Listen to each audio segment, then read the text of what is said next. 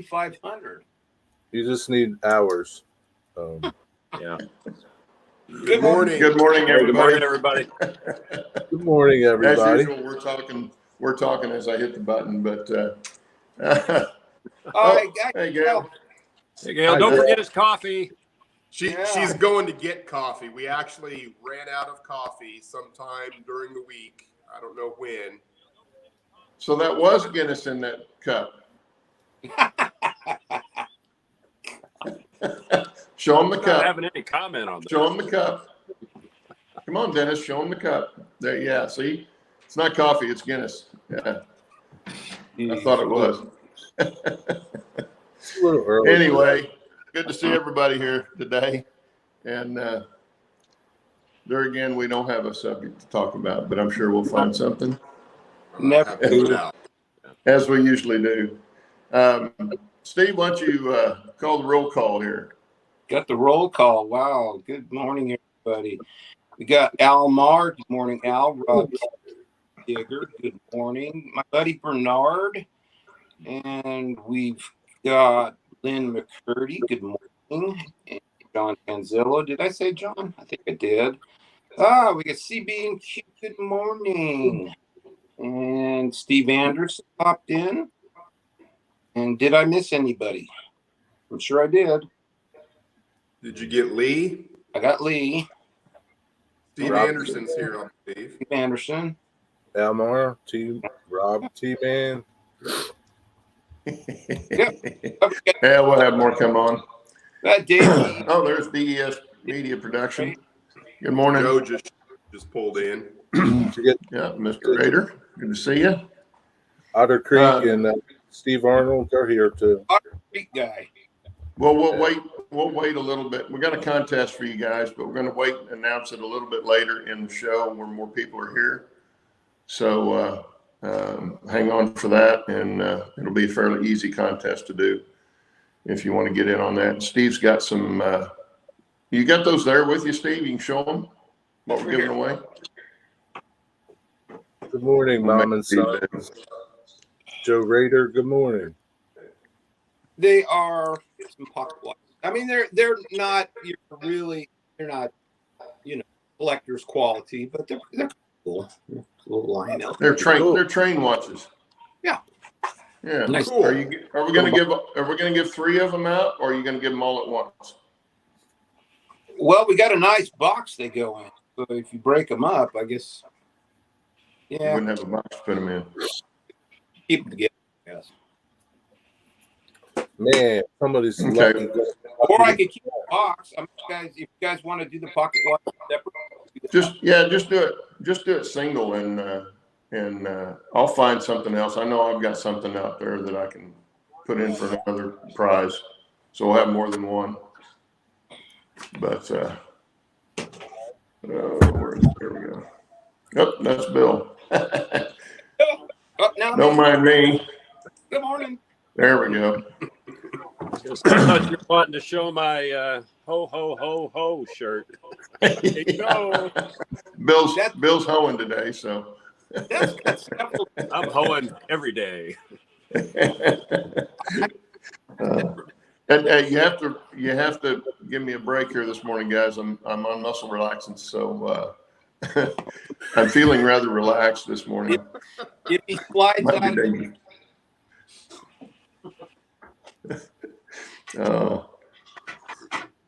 Yeah, I didn't have a good week. I was actually in the emergency room Monday with my back, and supposed to have jury duty, and ended up getting out of that because of the back. But it's just now starting to come around where it's feeling halfway decent. Thank God. Does it just happen, or did you do something? Yeah, it's a long story. I've had back trouble for a long time, Gotcha. just because I'm so tall. That's most of it. And I was a plumber, so a lot of crawling under houses and cabinets and that kind of stuff over the years. When you get older, it doesn't want to stay. So even when I get to the chiropractor and get it fixed, it may or may not stay for any length of time. So, but I had to have a doctor's excuse for court, so I had to go to the emergency room, and he gave me the stuff. So anyway, yeah, that's where I'm at. I didn't get anything done on my layout this week at all. It's okay. It'll be there next But week. I'll get there one of these days and you guys will get to see it. But my layout is actually going to be part of the contest. So you want to stay tuned for that. Hey, Sparky, good to see you. Are you going to auction? Say again? Are you going to auction off your mountain? My son might when he has to deal with it. Good morning, Steve. The problem with that is you never get it out of that room, not in one piece. Not in one piece, anyway. No, that'd be tough to get that moved. I didn't realize that we got Steve show this morning.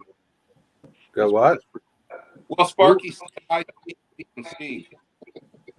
We got Steve Anderson, Steven from Wigwag, and then me. Oh, 3 Steves. Okay. It's usually all Johns. You usually have 2 Johns.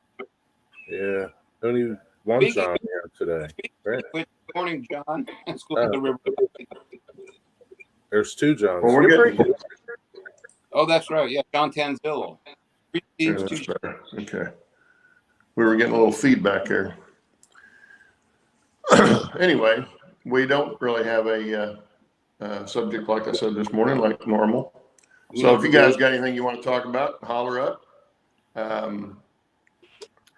Let's see, we got one more weekend. I think Christmas Eve. Yeah, I was We just going won't to have look. a show Christmas Eve. So that's 2 weeks from today, correct? Yeah, Christmas yeah. Eve is 2 weeks from today. Yeah. So 2 weeks from today, we will not have a show. But if you guys want to, guys on the panel here, if you want to, we can do it on New Year's Eve. If you don't want to, we won't. But New Year's Eve morning. I don't want to force anybody to be here, but Yeah, I don't do anything. What did you go to that day? But it's I go to bed early on New Year's. you go to bed early every day. Well, that's true. Hey, good morning, Possum. Possum bye. Anyway, just kind of a heads up. 2 weeks, we will not be here. So everybody have a good Christmas that week, and we'll see you maybe the week after that, if not 2 weeks after that. Hey, Steve Anderson wants to know, Claude, if you're giving away your layout, is Roy going to deliver it? No, Roy's seen it, and I don't think Roy wants to try and get it out of that room. It would not be easy to do for sure. I guess it could be done, but now when you I wouldn't want to constructed it, did you construct it with the idea that the person taking it apart would have a reasonable chance of doing it and maintaining any of it, or did you just no? The only thing I've tried to do, the idea that someone's going to have to take it apart eventually, and everything should, like my staging yard, it can come out in 2 pieces, and you just remove, it would be like 6 pieces of track. you've got more area to work with in taking it apart, though. Well, yeah, I mean, that's true. Yours is set up so much different than mine. No, I built mine in place. The one thing I did make sure was I put either 1x4s or 1x2s screwed to the studs. So I screwed to those for everything coming off of that. So it wasn't digging into the wall and stuff. There should be very little wall patching that has to be done except for screw holes, which it's got an orange peel texture on it now. So all I'd have to do is go around with drywall mud and just fill the holes and then paint, and you wouldn't even know it was there. That's the one thing I made sure I did. I didn't tear in any walls, didn't make any holes through anything like that. But as far as the layout, I've told my son when I started it, I said, now, something happens to me, it's your job to, take this down or do whatever you're going to do with it. And, I've seen people sell a house with a layout in it. Problem is, there's only so many people that are even going to bother to look at it. And if the house doesn't fit them, doesn't matter what the layout is. So, but you never know. You might be able to find somebody look at my room and go, this would be a nice game room or something like that if it didn't have a train layout in it. Yeah. Yeah, that's true. Yeah. I want my family to be able to sell the whole thing, or maybe even me on my deathbed. I don't know.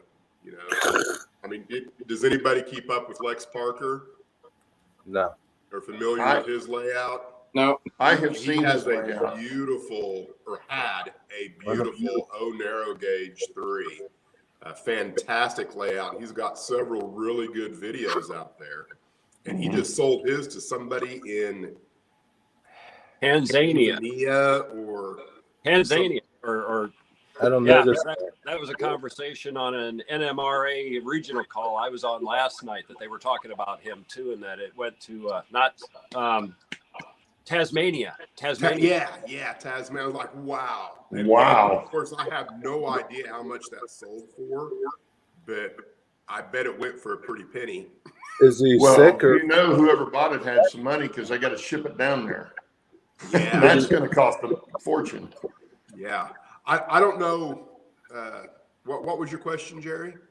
Is he sick or did he pass away or? Not to my knowledge, no. Oh, I think he might be moving. Yeah, the call that I was on last night, they were talking about him, and it sounded like a lot of us who are slowly accumulating the years under the belt. He wanted to downsize and make it a bit more manageable. Yeah.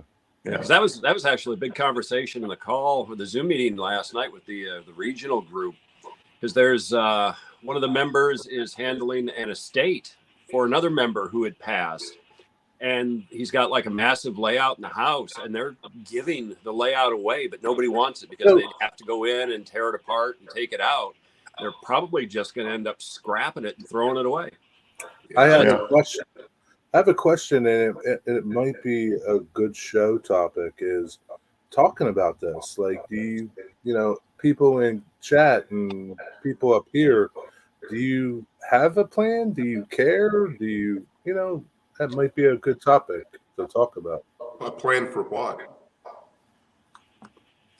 For when the time comes, or when, whatever. Do for toys. Whether you're going, you pass away, you want to get rid of it, you want to downsize, whatever. I mean, I figure I'll stroke out right here in the room, right at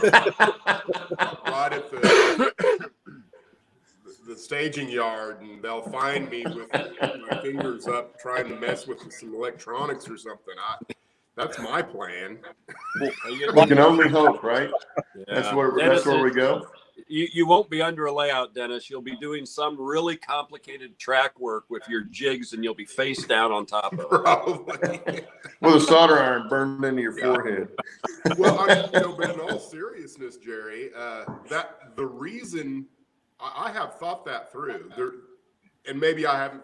Maybe it's been kind of a weird way of thinking it through, but the whole reason I started my YouTube channel to begin with was just in case I end up with a grandchild somewhere in the state of Washington, because my daughters live in the state of Washington. I don't think either of them will ever move back to Oklahoma.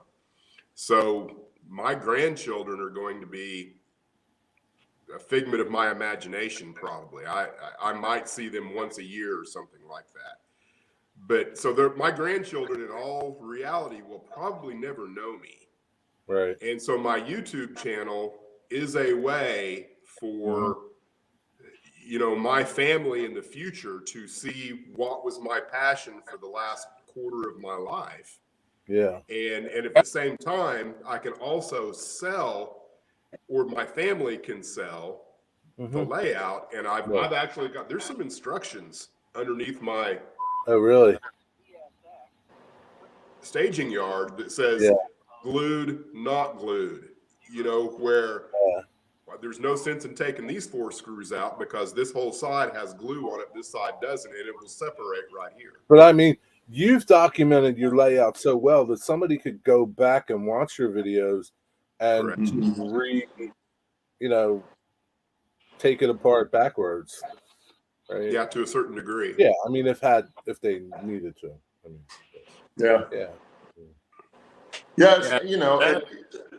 Don over at the Nearly Historical Railroad, Don, father and son. Mm-hmm. That's what they did, is bought 2 layouts. And I had a big building to put them in, and they went and bought them. One of them was from LA area, I think, and the other was, Oh, is that? I'm not sure where the other one was from. That's But how they got a narrow gauge layout, the standard gauge layout, and the standard gauge layout was like started in the 60s. I mean, it was an old layout. They had to rewire everything, all that stuff. But that's what they've done, and put them together. And you know, they still have a lot of work to do on it. So they've got something to do with the layout other than just run trains, but they didn't have to start from scratch. I wonder how would you put a price on your layout, Bill, your layout, Dennis, Claude, Steve? How to sell it? How would you put a price on that? I mean, it's like, I get. I'll let Bill go first. I can say, you know, honestly, I don't know. I don't have an answer to that question. You know, for going back to your original question, you know, it's kind of why I'm glad I don't have a basement. Otherwise, if I had a basement, I'd have a massive basement empire, just like everybody would dream about. But I'm happy with smaller layouts in the garage. Yeah. Because when the time comes that, you know, either I decide to downsize or I have to out of necessity, or, you know, I kick the bucket and the family's got to do it. They're small. They're going to be easy. They're easy. Somebody could probably buy any of my 3 layouts that I've got in here currently. And with a small trailer, you know, an enclosed trailer, hopefully, take it to their house and they'd be able to set up and run. Where a bigger layout, you'd have to take it apart piece by piece and make sure it fits space. Yeah. You got to get it back together. You know, honestly, yeah.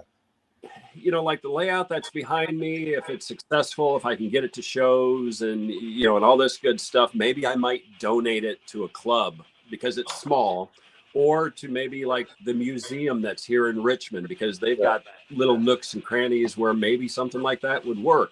Right. But to actually sell it, I would almost have to just entertain an offer. And, you know, if I'm still able, I would keep like rolling stock and some of the detail pieces, some of the like automobiles and different things. But if somebody wanted a layout and if they offered me enough money, I'd sell it. Yeah, sure. Right. Yeah. It's like anything else. Right? My thought on that is, especially from Bill's perspective, if I were Bill, you know, I would, if someone offered me a price, I would have to take that price in the back of my head and ask myself, if I were to push that money towards my next project, how far would that get me? And that would be kind of my thoughts there. But, you know, of course, I'm still viewing mine as a lifelong project. You know, 10 years from now, I will still be doing something on this railroad. I have considered coming up with a spreadsheet and laying out, you know, the 461 is a, you know, Mountain Models, yada, yada, yada. It has a TSU 1100 in it, you know, and giving maybe actual price purchased, you know, in this year or whatever. And then that way you would provide a tool for someone in your family to go, he did what?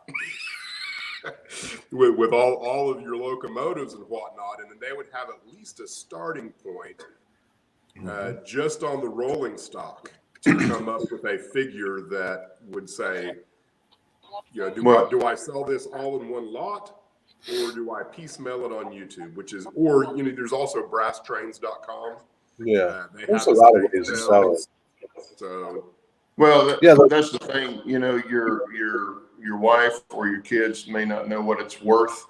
At least gives them a starting point, because I've told my wife, told Brenda, I said, at the very least, you pull out one of the Model Railroad magazines, and there are several people in the ads in the back that you can call and give them the list, send them the list, and they'll send you an offer because they'll buy your whole estate. There's lots of people like that. Now, you're not going to get market value for them. No. But they didn't pay for it, you know. So it's like, that's almost like free money, plus they getting rid of it all. Now, that doesn't take care of the layout, obviously. And Mark, I'm gonna put his comment. Throw that comment up there. That's a very good point. Come on, get up there. There we go. This is also true. There's not very many people that want that, especially if they have to cut it up in sections, move it, and then try to put it back together like Don did on his. That was a pretty ambitious thing that they did. I've seen the early videos on his channel and where they showed what they did, and that was a lot of work to do that. Of course, they saved a lot of work and a lot of money. I don't know what they paid for layouts, but they saved money on materials and stuff like that, doing it that way. But then they had a lot of construction they had to do to get it back together too. So yeah, they had a lot of investment in time. Yeah, a lot of times. So, and there again, some people have the time, but they don't have the money. Yeah. Well, yeah, and you, Dennis, you plan ahead because yours could be cannibal, taken out in pieces, and somebody could actually make a whole different layout using your components. Right. Yeah. So this Lex guy, I wonder what he got for his layout. I've never seen his layout. I bet he made a pretty good little. I mean, obviously he probably didn't make back what he had into it by any means. Yeah. But Yeah, he had to get a pretty good penny the for it. sting of losing it probably was lessened. Yeah. Well, like I said, just shipping that to Tasmania is, whoever bought it's got some deep pockets, because that's going to cost a fortune just to ship that thing. And that's not counting the labor to take it apart and put it back together when you get there and all that. And they'll probably pay for that too, instead of doing it themselves. That sounds like somebody that's got enough money that they won't have to do anything, but pay somebody to set it all back up, and then they can go and run the trains. I've seen a lot of people like that. But, I don't know that that's what's going to happen, but it wouldn't surprise me. Bill, I think you would have an easy time of selling your stuff just because it's together, it's small, it's easy just to set back up. It's something that, when that time comes, if it's and of course, like you're talking, wouldn't get out of it what you put into it. But if you're downsizing and you're still able to get something out of it and somebody else has plans, great. If not, they're still easy to dispose of if it would ever come to that route. Maybe you could maybe you wouldn't get your time out of it, but maybe you could get you wouldn't get the time, but your initial costs out of it, probably, because and the equipment, I wouldn't go to the extent that Dennis would with like a list, quite honestly, because I don't know. I don't keep track of that. And I'm one of those guys that I throw the boxes away because I don't want to store it. My stuff is ready to run. It's 90% of it's used anyway. But, like what Dennis was talking about, creating a list. Again, on the NMRA regional call that we had last night, there was one gentleman who was talking about downsizing. Huge amounts of HO, O, and N stuff just because he wants to get rid of it. And they're creating lists like what Dennis is talking about, spreadsheets. And then the other one that was the estate, an attorney who's a member who is helping to liquidate that. Same thing, multiple pages of Excel just for the equipment. And then, again, the household layout that they're just trying to give to somebody because they want it out. It's as we all age, we're all going to have to go through that, where all of our toys have to go somewhere at some point in time. All your junk's got to go somewhere. I was going to say, Dennis and I can probably dispute John's statement here about it's not worth as much today as compared to what it used to be years ago. And I would agree with that. 2.5 years ago, I would agree with that. But right now, it's probably worth more than what it was when it first was sold. Not just on the sticker price, but inflation's made a difference there too. But it is worth more now. It's amazing. You get on and you look at the price of brass, and it's whether it's painted or not, and especially if it's HO narrow gauge, it's worth a lot more now than it was when it first came out. That's what I was going to say. It probably depends on the scale, and it also would depend on, like, obviously, if you're modern era, I mean, there really is no major brass market, I think, and correct me if I'm wrong, I assume there's no major market for modern era locomotives that is brass.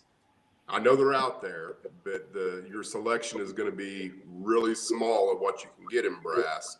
Where if you're in the era that Claude and I are in, brass is still being produced, not at the rate it used to be, but there's a ton of West Side models out there that you can still get, and the price is still. Well, and most of those are still from the 70s and 80s when they were produced. I don't know that there's a lot of them still being made. There's a few, I guess. But what's happened was when Blackstone came out with their engines that had sound in them. Now, they're not brass engines. They're plastic engines, but they're very nicely made. They run good. I would say they're a combination of cast and plastic. Well, yeah, they probably got some cast in them. Yeah. But when they made a particular run, like a lot of the manufacturers do, even on the modern stuff, they only make so many and then they quit. Well, when those got sold out or bought out, which happened relatively quick, I think, because I got all mine on eBay, and nobody had one in a retail store anywhere. Once that happened and the pandemic came along, the price of those doubled, literally doubled for a while. Now they're down a little bit more, but they're still up 50% more than what I paid. That drove the brass engines back up because now people are buying the brass engines and converting them to DCC. Yeah. So, and the brass engines are going anywhere from $450 to $1,500, depending on what's in them and what manufacturer it is. If they've got sound and decoder already in them, people are asking. I'm not saying they're asking anywhere from. I saw one last night for $1,700. I could see the wires underneath the drawbar. I'm like, no. Yeah, I mean, we'll probably pay for it. Just a plain brass engine, a lot of them are asking $600 to $800 for it. Now you go to eBay and look at them, and that's the vast majority of the price range is $600 to $800. No sound, no lights. It's a brass engine, may or may not be painted. I've seen the unpainted ones be just as expensive. So there was a real nice one last night, Colorado and Southern 280 that I was like, oh, I really wanted it, but I'm not paying $700. Just can't right now. So Mom and Sons, she makes a good comment. Post that up there, Claude. I think she's right. There are parents out there. I see them at train shows. They'll buy sets for their kids, and I mean, it's an introductory thing, but I'm sure there's a small percentage of people that have a good income that are willing to buy a layout like Bill's or something that's easy and already done, and they don't have to do anything to it. But the only thing is, the vast majority of those people are wanting something 4x8 or smaller. Yeah, maybe. Something that's easy to maneuver. Now, Bill's 3 layouts would come closer to that for somebody. Yes. Because they come apart, they're easy to move, they're on wheels. Then that's where you wouldn't have a bit of trouble selling any of yours. I know that for a fact, because they're easy to do, they're self-contained. But if you had to come in and cut one up, parents don't want to have to do that. That's the whole reason they're buying one already made, is they don't have to do anything. I agree with that. Yeah. So that's the bad part. But for me, like I've said a couple of times, I've told my son when we started, you're going to be responsible for dismantling this thing if it comes to that, and getting rid of the trains and stuff, because he's not going to want to keep them all. He likes it, but he's not into it. So he'll. You never him know, and his mom can get together and find somebody that'll buy all the stuff if they want to sell it on one piece. Because I know neither one of them is going to get on eBay and piece it out, which is the way to make the most out of it. But getting rid of it all at one time would be the easiest thing to do. I was going to something. I agree with Bernard, and he said the bond with your children is lost. And that's response to Tammy, and that's really true. And I think Tammy could probably, see that point because she's been building with her son. So I think maybe, Claude, that your son, once you pass, he might not want to get rid of your layout because it's a piece of you that he wants to hold on to. I don't know that for a fact, but don't underestimate your children and think, oh, you're going to your stuff is. I'm not saying he wouldn't. No, I know you know. I know that's not what you're saying, but yeah, I know. I'm not saying he wouldn't, but in fact, he would keep some of the buildings and stuff because that's the kind of stuff he likes. Right. He likes the structures and that stuff. He's not really a train person per se, but he likes the miniature world kind of stuff. Yeah. Now, if it was a Harry Potter world that I had, he'd take it all. But I mean, that's, he's 35 years old, works for a university, 100 miles from here. And he's in a small house. He doesn't have any place to put a lot of that kind of stuff right now. So people do. It's just not. It's not his world, so to speak. Yeah. His world may change as he gets older. Sure. Oh, it has. I mean, it has since he was in high school. It's changed, but I don't see him. You can still put together a wonderful Harry Potter themed model railroad that would actually have a lot of. I mean, just the YouTube factor in that. If you started building a Harry Potter England, that prototype train. Well, I think doesn't Bachman make a Harry Potter set? There is a Harry Potter set that's out there. I've seen it too, and that would be actually really fun to do. You could even do it on like a 4x8. You could have the Hogwarts train, and then you could have sort of Hogwarts in a corner with, the fantastic mountain scenery around it. It would look pretty cool. I could see him doing something like that a little bit later in his life. Perfect. Yeah. Yeah, I didn't see him doing that maybe 5-10 years down the road. But he's only 35 right now. So, and I don't know that's right now. He's so into cooking. That's where all his energy goes all the time. I say all the time. A lot of his energy goes into that. He's a good cook. Yeah, for sure. He's going to get some of that, air dried beef. He'll keep that part of your layout for sure. Yeah. Yeah. Yeah. He could take the slaughterhouse. Okay. Let's see what Mom had to say again here. So the only reason I've done this with Ray is it's been a labor of love and time I've had to, and it does. It makes great memories. And no matter what you do with your parents, I think, at least for me, I spent a lot of time with my dad, doing all kinds of stuff. He never helped me with my trains other than buying a bunch of stuff one Christmas for me. But, we did all other stuff, baseball and fishing and all that kind of stuff. So, I cherish those memories for sure. Service is definitely not perfect or professional for sure, and like I said, it doesn't have to be. No, it doesn't have to be. No, it doesn't have to be. It's not the end product. It's the time you spent together. Absolutely. So some of my favorite railroad channels to watch are not maybe what you'd expect for me to watch. Right. Anyone that's enjoying the hobby and you can either see their enthusiasm or hear their enthusiasm with it, that's what's important. It does not matter. I like wooden structures that have a lot of realism to them. Right. If you like a shiny plastic out of the box, something on your railroad, that's awesome. I'm not going to look down my snobby little nose at your plastic world. Yeah. And it means nothing. It's the hobby that is the important thing. Yeah. Are you creating memories? Are you getting enjoyment? Are you happy with what it is you're doing? Yeah, it's happy. Yes. It's like I saw a video, and it's been 2 or 3 years ago, and I don't remember who it was. But they had a train full of gondolas that they were pulling. It was just a basically a 4x8 layout. It may have been a little bigger than that. But their grandkids were there, and they had loaded these gondolas with weebles.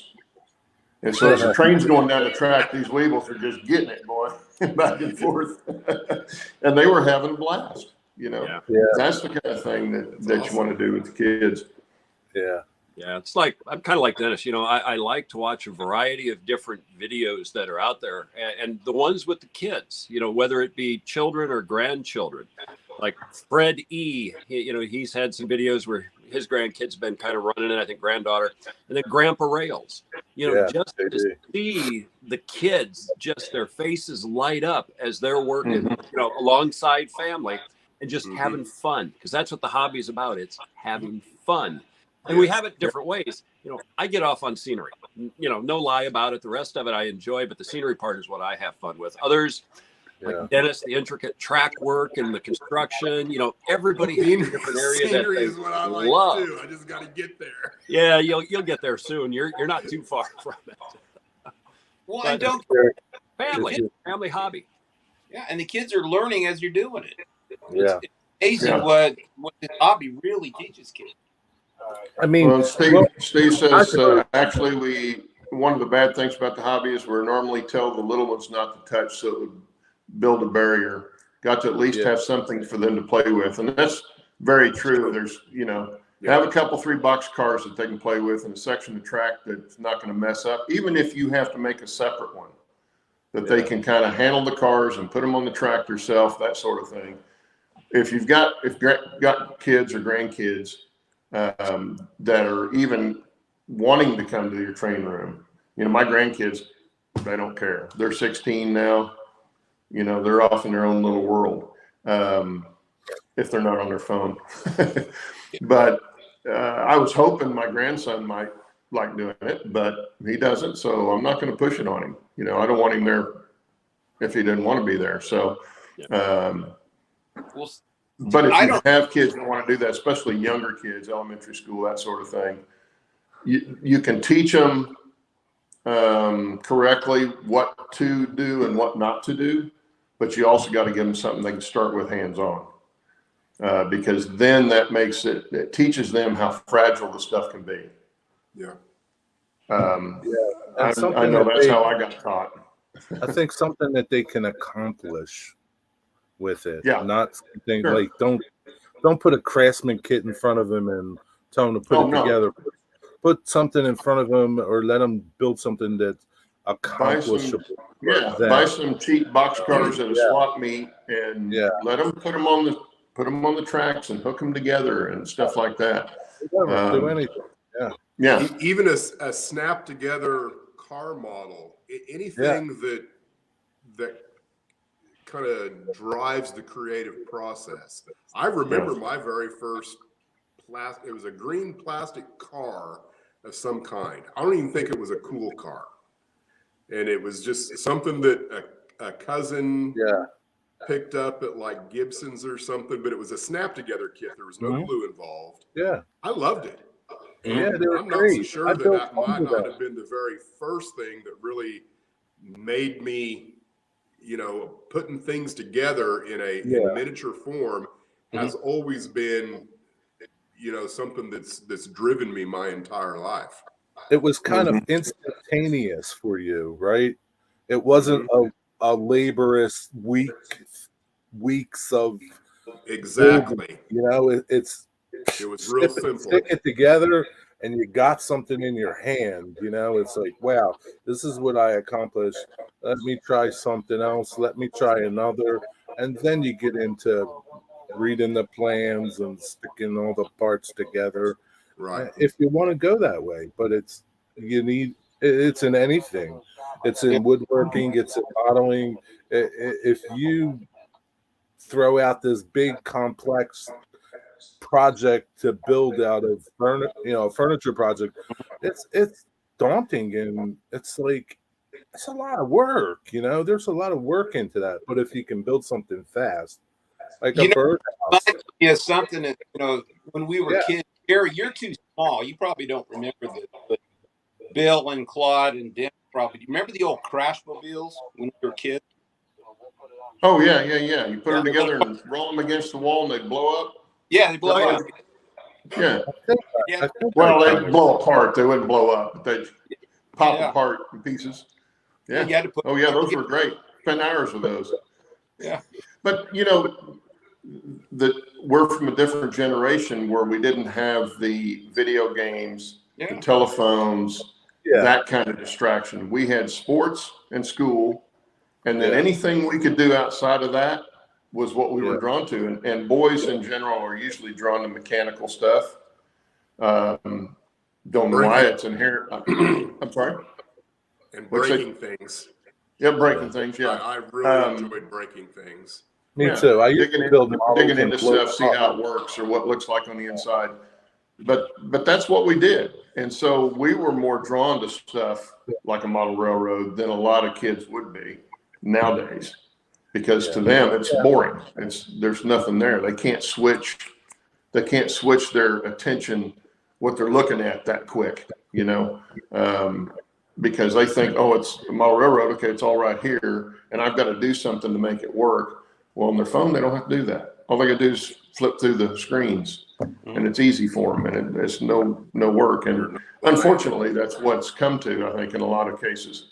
Not to say that all kids are like that now, but vast majority of them are.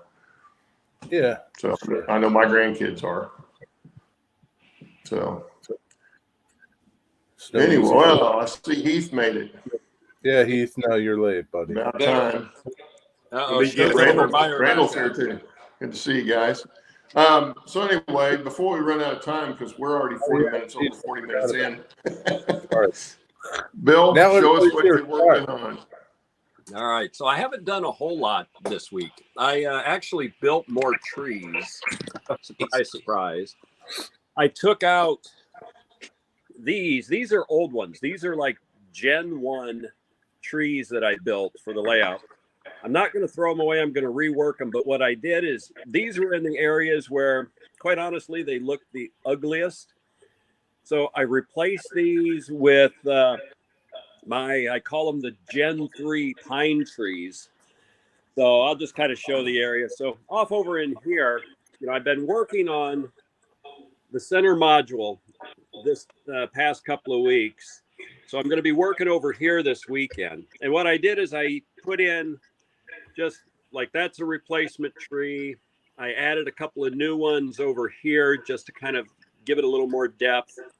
Replacement trees, and some replacement trees, just to kind of get rid of those that I really didn't like. But I'll come over here this week and I'll be starting to put in, finish up like the back. I've got polyfiber still here. I got to hide it. Put in grass tufts. And I got looking this morning and I haven't painted the bridge ties yet. So I've got to paint those too this weekend. But I've been running the trains. I'll show a little bit of this here just real quick. Over on this side, I just added in some additional trees over here as well this past week. I recorded a 30-minute video showing real time how to make this one tree. So it's like from cutting the wires to putting it onto the layout.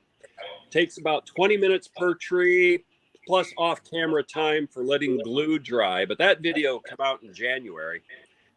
But, I got this area cleaned up. So I've been having some fun doing a little bit of odds and ends here. And let me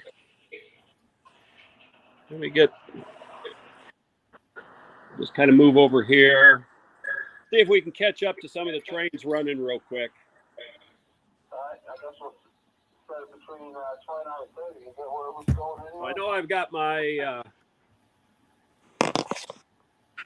Cool. You can hear my other Shay moving over here somewhere, but coming around. Dennis is going to throw up in a minute. I'm going to try to move forward here. I just look away and listen. All right. Well, just bring it over here. We can see the O scale running. Here she comes. Nice.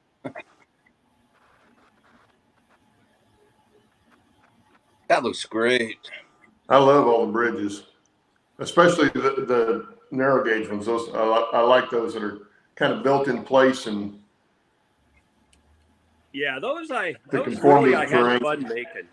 And somewhere over here, I hear my narrow gauge running. I got to see where it's at. Oh, I see it. It's actually slowly going around the curve over here. Let me see if I can catch up to it.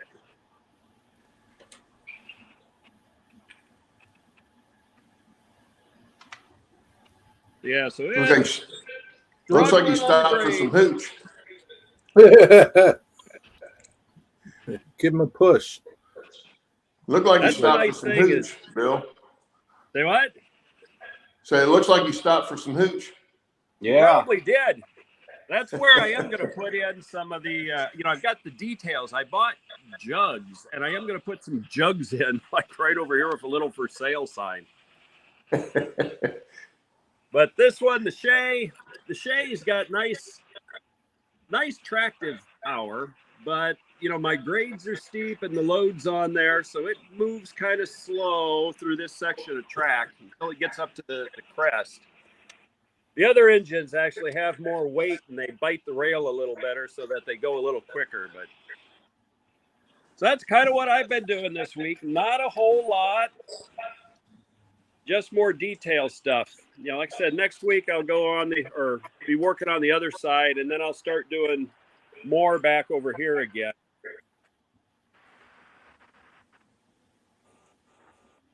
But that's it. That's pretty much all I got. Quiet week. All right. Dennis, you got anything you want to show or? Yeah. Now, I don't really have anything railroad work to show. I've got a little bit of electronics left to do on my west frying pan yard. I should hopefully, knock on wood, I'll be finished with it completely by the end of the day today, and it will be back on the L girders. Minus a power supply for my stall motor drivers that's going to work the tortoises. I forgot to order one of those, so I'm going to have to wait another week for that, apparently.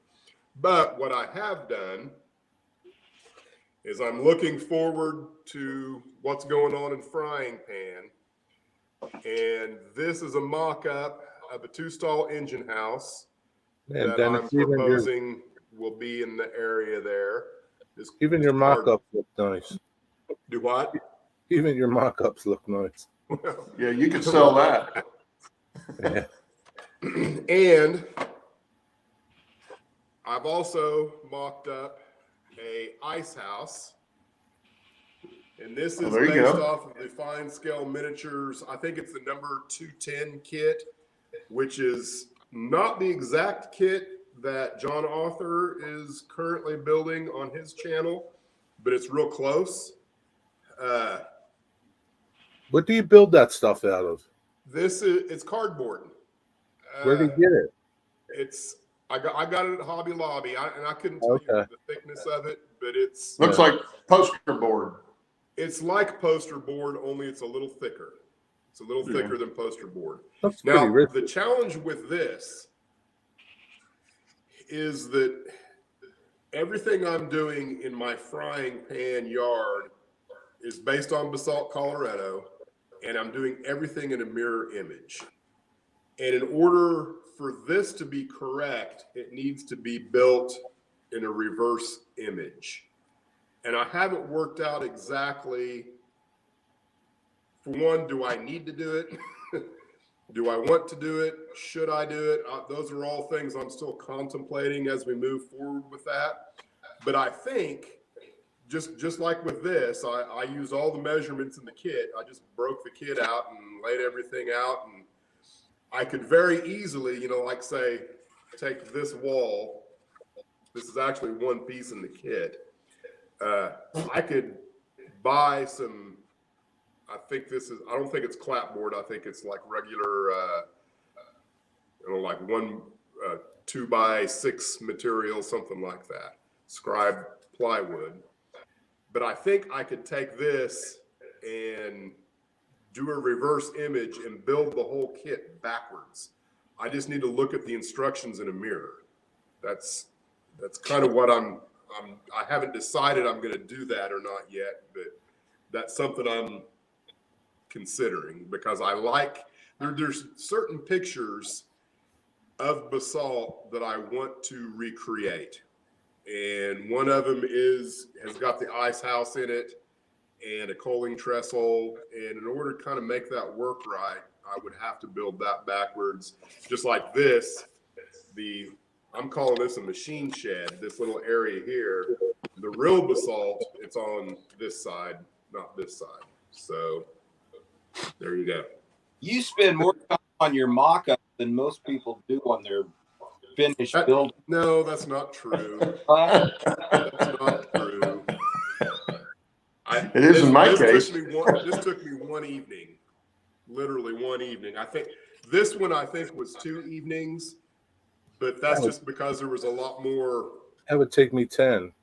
Yeah, a lot more to look into it, but it's not hard to do, especially if you actually have a model of the real thing. If you're using templates out of it to build a mock-up.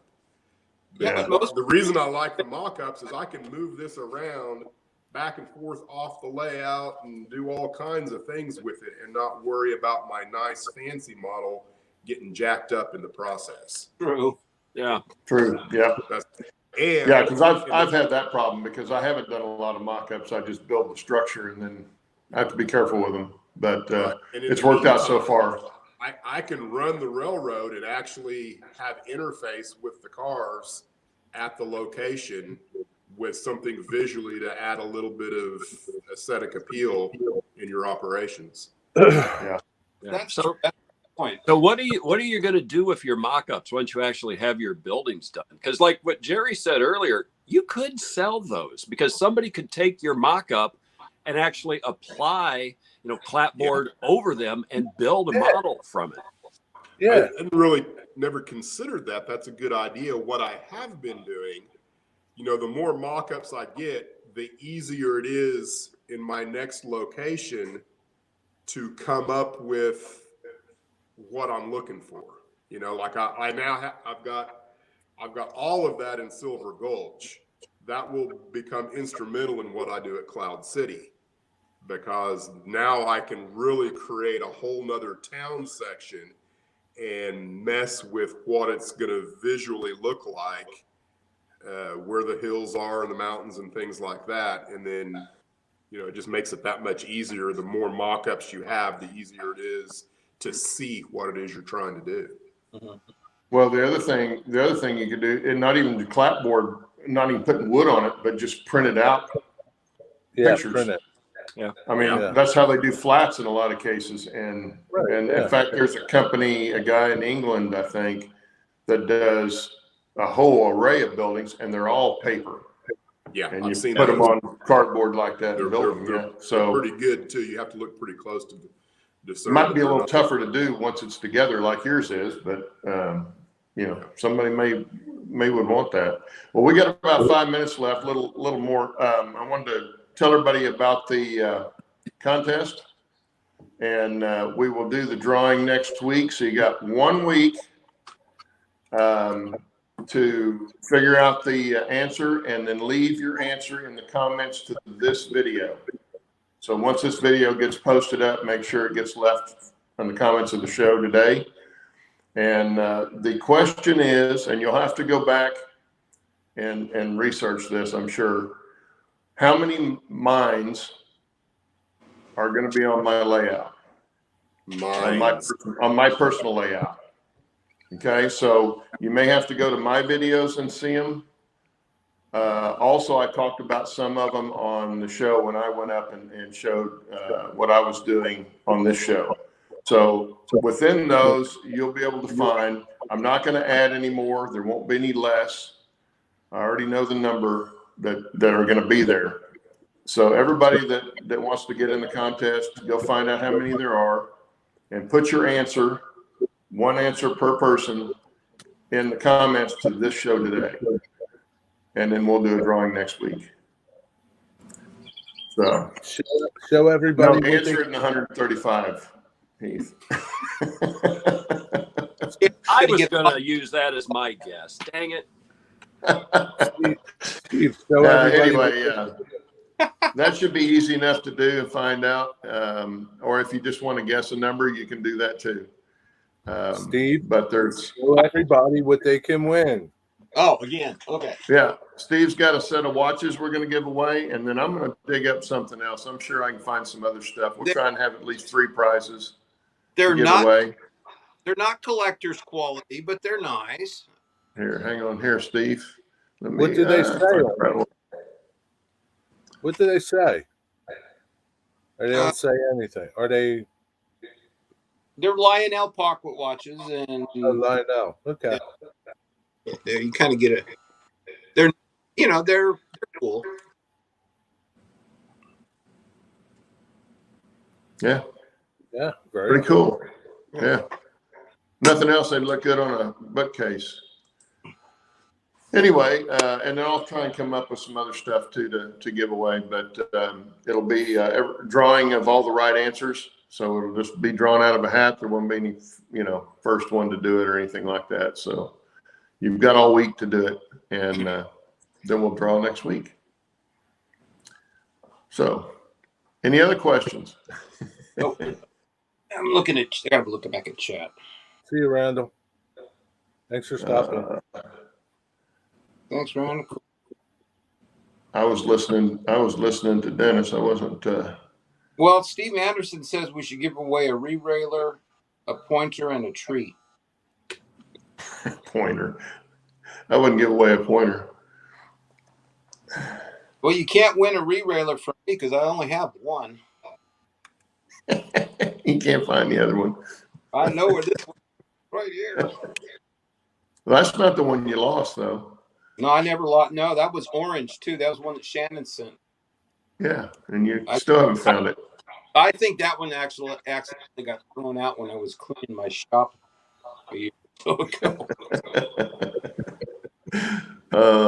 Okay. Well, anyway, like I say, we'll come up with something, and I'll come up with a couple other things besides the watches, but we'll draw for those next week from all the right answers. And we still got a couple minutes if anybody's got anything they want to talk about. Well, Steve Anderson says, is it working or abandoned mines? Both. They're all going to be working on mine, so they're not abandoned. So all the mines are working on mine, but make sure they're a mine and not some other building. And they're not land.